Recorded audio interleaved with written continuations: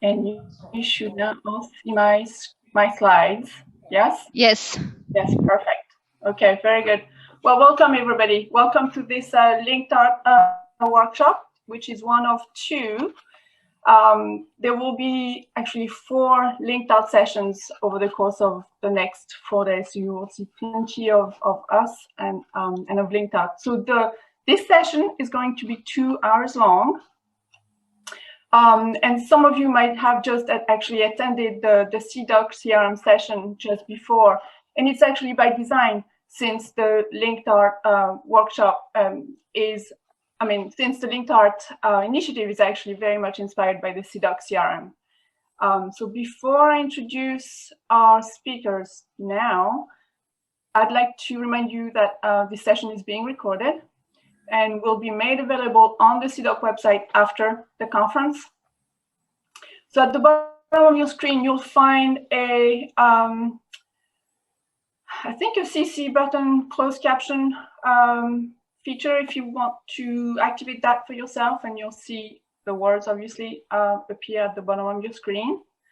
We will take questions after the end of the first hour and again at the end of the second hour. Please enter your questions in the Zoom chat or raise your hand in the chat. And when you do have a question, please identify yourself. So we do have a few speakers for you today, and I will start us off. But I'm Emmanuelle Delmas. I'm then the Collections and Manager for the Yale Center for British Art. We'll then have Rob Sanderson, who is Yale University's Cultural Heritage Metadata Director. And Rob will give us an introduction to the linked art model, as well as an overview of the core principles. And then we'll have Ivo Zanduis, who is with the International Institute of Social History, and he will introduce the Van Gogh Worldwide Project and its use of the linked art model. And then we'll take questions.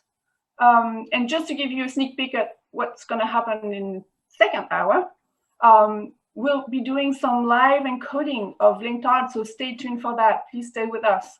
We might take a short little break in between, but we'll look at real exemplar, real data coming from the Rijksmuseum, again with Rob Sanderson, with data provided by Edward Anderson from the Rijksmuseum. So this was an overview of what we're going to do in the next couple of hours. And if I go to my next slide, there we go. Did it change for you? Yes, okay. All right, so today I'm going to give you a brief overview of linked art.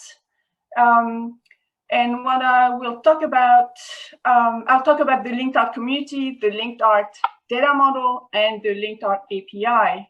Throughout, I will highlight the motivations for the initiative, for the creation of linked art, and what has been achieved so far. And I'll conclude with what we plan on working on next. So what is linked art? Well, first and foremost, it's a community.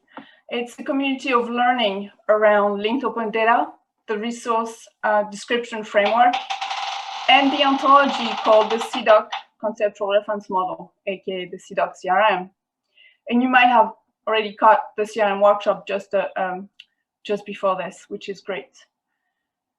So linked art is really intent on trying to encourage and educate museum professionals to engage with these resources to lower the barriers of participation in linked open data initiatives. And in order to do that, linked art is fostering collaboration across professional disciplines and creating a community of scholars, technologists, ontologists, system architects, provenance experts, and metadata experts, among a few, to provide museums with the opportunity to develop their knowledge of the CIDOC CRM and of the semantic web in general. The following participants are some of the many institutions, organizations, and people that have contributed to and engaged with the work of the Linked Art Initiative so far. Emmanuelle, sorry, could you put the full PDF screen? The people write that they see this. How we say the like diaporama. I don't know if. It should be on. Because we see the small slides on the big slide. Okay. The presentation button right at the bottom is probably the easiest way to get to it. How about I do this? Huh. Now we see the blue screen. What's that? Now we see a blue screen. Yeah, I've moved my screen. Bottom. Or the bottom from beginning, maybe if you put. I've tried that. I don't know why. Let me try and move my screen, and then that might work. So it's better. Not great. Okay, let's move. I'm sorry. I'm gonna have to do that. If you if you stop sharing the screen in Zoom with it full screen already, you might be able to choose that window in the screen share. Yes, I think you should put the full screen before sharing your screen. How is that?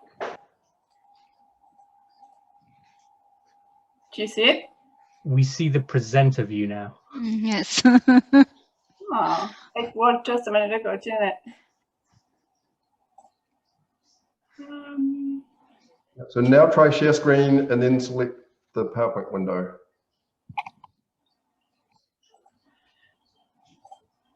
Sorry, guys. So I'm gonna share this, but I'm not sure.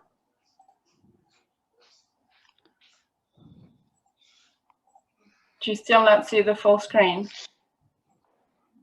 Yes, but do you have my slides?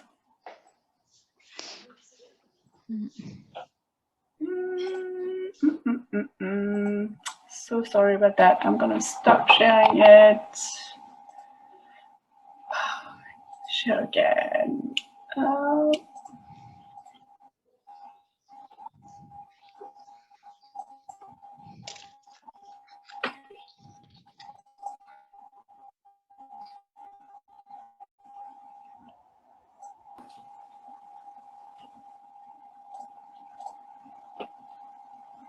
What do you see? That's better. If you click the little present button right at the bottom next to, so there's notes and then 4 icons right at the very bottom of the PowerPoint interface, that should start it in presentation mode in the right. I don't think I see the same thing you're seeing. Maybe not. Right at the very bottom of the PowerPoint interface. Yep. Keep going, keep going, keep going. Yep, the next one. Next one. That one. Did that help? No. No. Yeah. That's odd. Oh, well, maybe we just keep going. Sorry about that.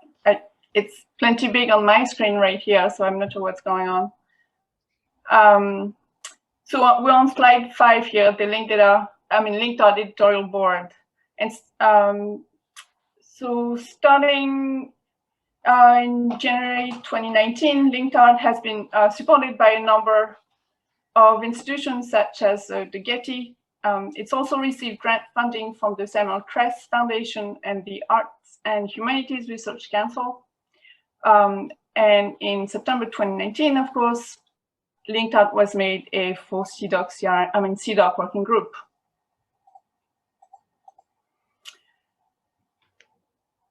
This is that. So in addition to a community, Linked Art is also a data model. to express museum's collection description as linked open data. And to do so, we are not reinventing the wheel, but instead we're leveraging the work established by the CIDOC CRM. And just like the CIDOC CRM, linked art is based on an event-centric organization of knowledge.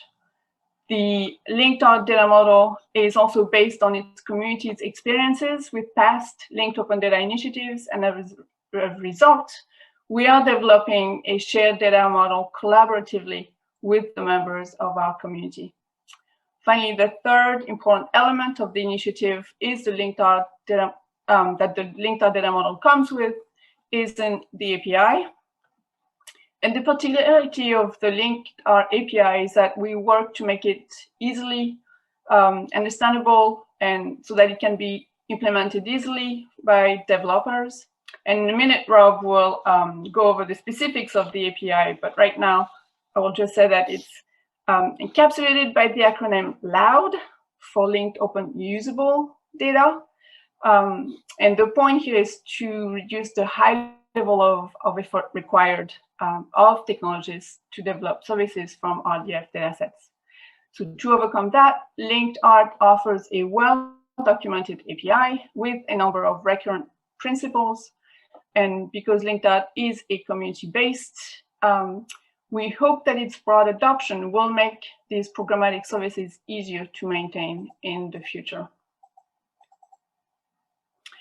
Just going to go over quickly about why we are developing linked art. Really, it's to fulfill the mission of cultural heritage institutions, and we think the initiative aligns very well with the core mission of these institutions because it aims to help museums share their knowledge with large audiences. We also think it's important that cultural institutions be in control of their knowledge in the semantic web. Nobody else should be doing that for museum, and this is a great opportunity for museums to participate in the shaping of the framework and applications that disseminate their knowledge to the web. And in terms of the common approach, we deeply believe that a data model that aims to be used by multiple institutions cannot be developed in a vacuum. So the linked art data model is very much a collaborative effort to find shared solution based on real data with real cases. Quickly over the status of the model, where we are right now. Here's kind of very high level list of the various components we have data modeling for, including object production, of course, but also rights and collections and sets, ownership history, and exhibitions. We are present in a number of initiatives, such as Pharaohs, Pre-Raphaelites Online, linked conservation data, which have started to use linked art. So to conclude, here are just a few ways we'd love this audience participation in the linked art initiative. You can join us on our weekly calls, working calls. There is a discussion group that you may ask to be included in, or you can even catch up on our calls by watching our famous YouTube channel, right? And we will, of course, post all of that on the website. So with that, please be in touch, tweet, retweet, like, and all the other good stuff. These are a sneak peek at the 3 upcoming linked art events this week. And with that, I'm going to pass it on to Rob.